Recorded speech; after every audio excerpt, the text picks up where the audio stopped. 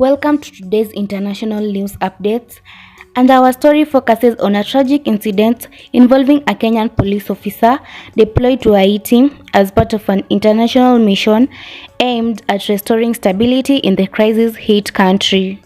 On Monday, March 24, 2025, Kenyan officer Benedict Kabiru was participating in a joint operation with Haitian National Police in Savain, located in the Artibonite department, a region notoriously for gang activity. The mission aimed to dismantle gang operations that had been terrorizing local communities. During the operation, the team was ambushed by heavy-aimed gang members. In the ensuing confrontation, Officer Kabiru was fatally shot. The Haitian government confirmed Officer Kabiru's death, with the Translation Presidential Council expressing profound condolences to his family and the people of Kenya. Back in Kenya, Officer Kabiru's mother, Jacinta Kabiru, has called on the government for clear information regarding her son's fate. She expresses distress over conflict reports and emphasizes the family's need for accurate details. Ms. Kabiru stated that since her son went to Haiti in July 2024, they had been in constant communication, and she is now seeking clarity on the circumstances surrounding his death.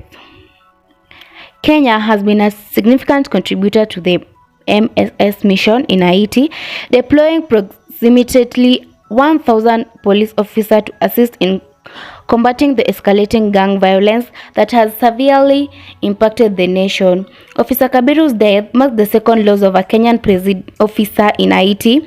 In February, 26-year-old Constable Samuel Potoi Ketuai was also killed during an operation against gangs in the Artibonite region.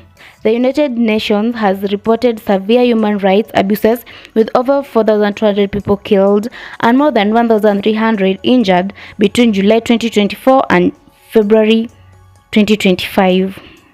The proliferation of illegal weapons has further fueled the violence, leading to mass displacement and a humanitarian crisis.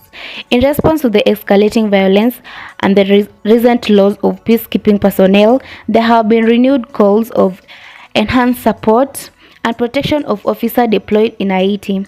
The Haitian National Police and international forces continue to face significant challenges, including inadequate resources and the complex dynamics of gang warfare.